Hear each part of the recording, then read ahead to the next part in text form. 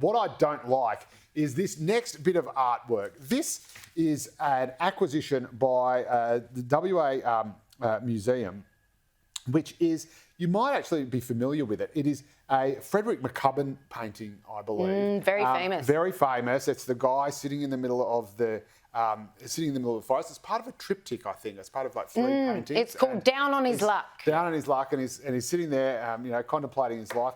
The West Australian Museum has purchased this fine artwork. In fact, they've had it for some time, which seems strange that they've actually purchased it, and it's because it's been vandalised by a bunch of evil hippie activists who've jumped in and defaced this masterpiece with an anti or pro climate change, sort of anti Woodside bit of paint, and this activist has come in and explained, obviously, the incredibly highly intellectually loaded reasons for their action. Take a bit of a listen to why she says she did it.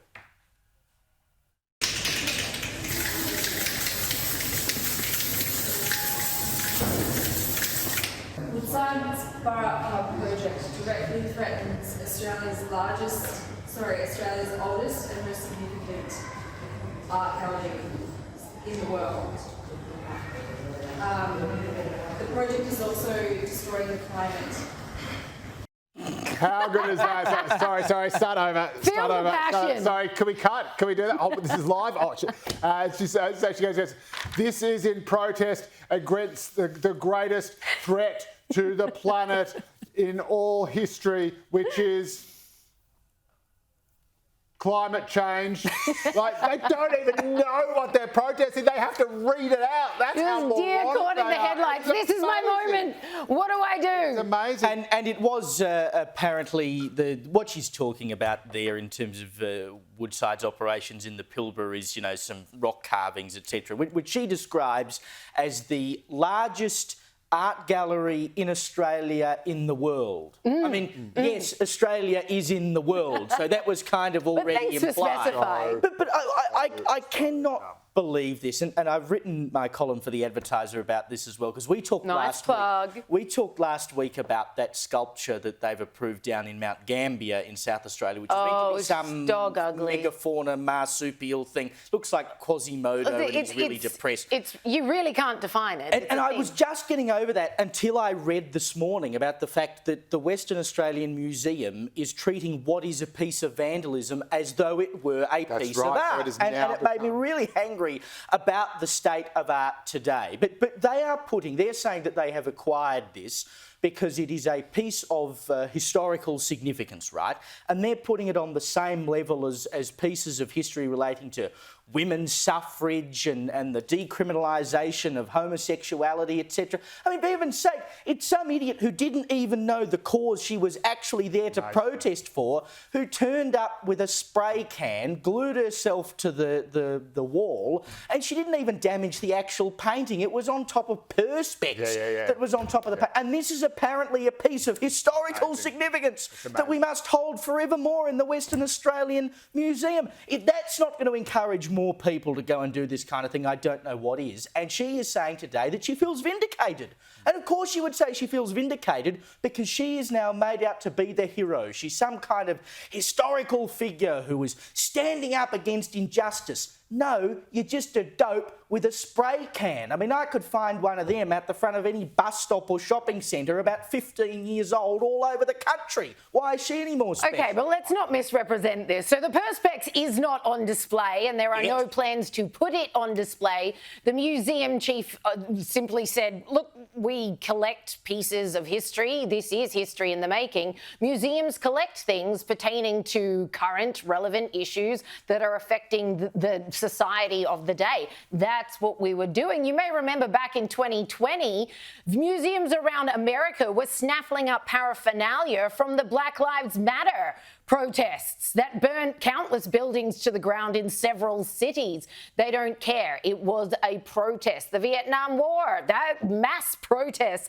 in America, heaps of paraphernalia in museums about that. Heck, you can go to France and check out a guillotine from the French Revolution. This is what museums do. And I think a lot of the outrage from this is due to the lack of, firstly, telling people it's not being put on display as a piece of art. They're simply keeping it in the back room one day for a rainy day. But there is a massive difference between an art gallery and a museum. So this is... But Black Lives Matter was a moment in history. I don't think a woman rocking up to the art gallery in Western Australia with a spray can was a moment in history. It is a museum's way of... And look, I don't think it's a great idea either, but it is simply their way of saying this is how we document history as it happens. And you've got to grab stuff at the time, because there's no use 60 years later being like, remember when all those climate activists were going into museums and desecrating all the wall of the museum and pulled out a spray. I wonder where she's now. I want to know if she ended up with that guy who was just sort of standing there going, oh man, I hope I get lucky tonight, because if I just stand here long enough, she's bound to go out with me. I think you're projecting there, Joe. Yeah, that's why you would have been. That was my modus operandi. It never worked out. They always just left you for someone even more revolutionary. It was terrible. But I think the problem is when again, there's legitimate sort of stuff, and people have.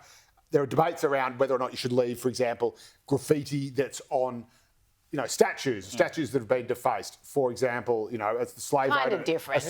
No, it's exactly the same. The slave owner in Bristol, and people write his name, say, slave owner, you're evil. Do you leave that there because that is a historical representation of the time that these people found out their local town hero was a slave owner? Then where do you stop? Does it go to, Winston Churchill in the Bengal famine, Captain Cook, known, Indigenous genocidal maniac, according to Lydia Thorpe. I think a monument in a public park is kind of different. This is a museum collecting bits and pieces from current social movements affecting society. Collecting something,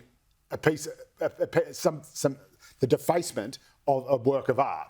Well, it wasn't, because it was just behind protective plastic. Whereas what you're talking about is an actual monument being defaced or ruined. This is an actual work of art being defaced. It wasn't, because it was covered in perspex and they knew that at the time. Yeah, so we've just whipped off the perspex, know when they spray paint replaced a statue it with something that you can just else. be washed off if you want it to. I just think for that reason the argument doesn't stick. They are two very different things.